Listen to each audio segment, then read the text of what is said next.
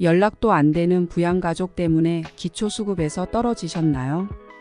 부양가족이 없다고 말을 해도 기초수급에서 계속 떨어지시나요? 그렇다면 이번 영상 끝까지 꼭 보세요. 안녕하세요. 볼겸복지부입니다. 이번 영상에서는 적은 재산이나 소득 등으로 기초수급 혜택을 받으셔야 생계가 가능하지만 실종이나 가출 혹은 단절로 인하여 왕래가 없는 부양의무자 때문에 복지 혜택을 못 받는 분들에게 도움이 되는 영상으로 준비했습니다. 그럼 시청하시면서 구독과 좋아요 그리고 알림 설정하시면 영상 제작에 큰 도움이 됩니다.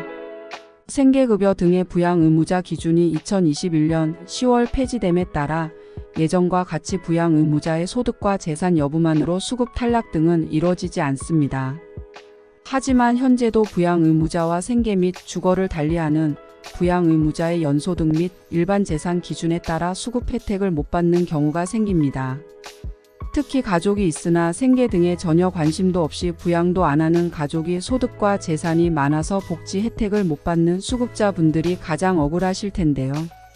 그럼 이럴 땐 어떻게 대처를 해야 할까요?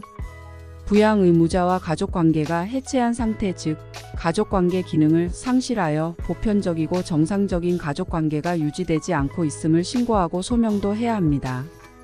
그럼 이러한 가족 해체 상태에는 어떤 것들이 있나요?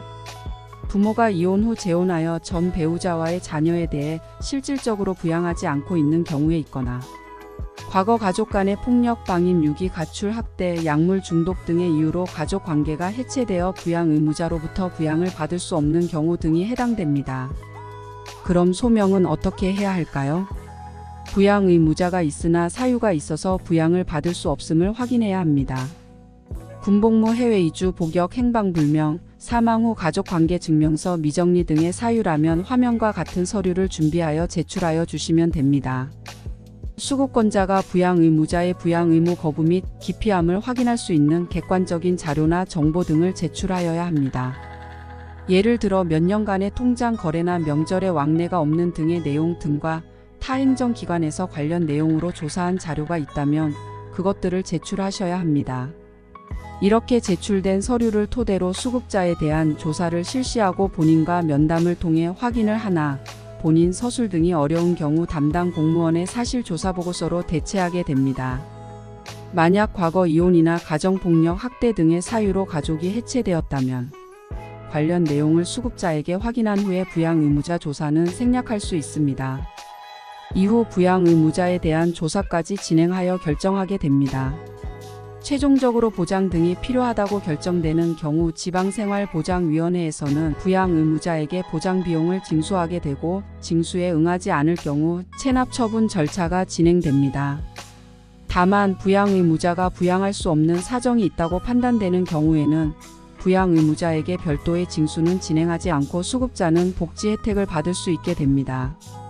의료급여의 경우에도 같은 방법으로 부양의무자와의 부양 능력을 조사하고 판정하게 됩니다. 다만 의료급여에서 부양의무자를 판정할 때에는 부양의무자의 실제 소득에서 차감 및 제외하는 항목을 반영한 후에 소득에 대해 부양 능력 없음, 미약 있음 등으로 판정하게 됩니다.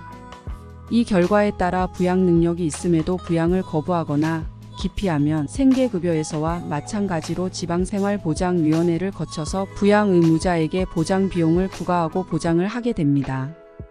이처럼 부양의무자가 재산과 소득이 많아서 기준을 초과하더라도 기초수급을 받는 방법은 있으니 혹시라도 연락 안 되는 가족으로 인하여 복지 혜택을 못 받아 생계가 곤란하신 분들은 이번 영상을 통해 도움을 받으셨으면 합니다.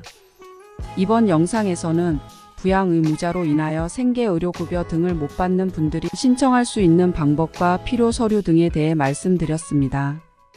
영상이 도움되셨다면 구독과 좋아요 그리고 알림 설정하시면 도움이 되는 복지 정보를 빠르게 확인하실 수 있습니다. 지금까지 볼겸복지부였습니다. 감사합니다.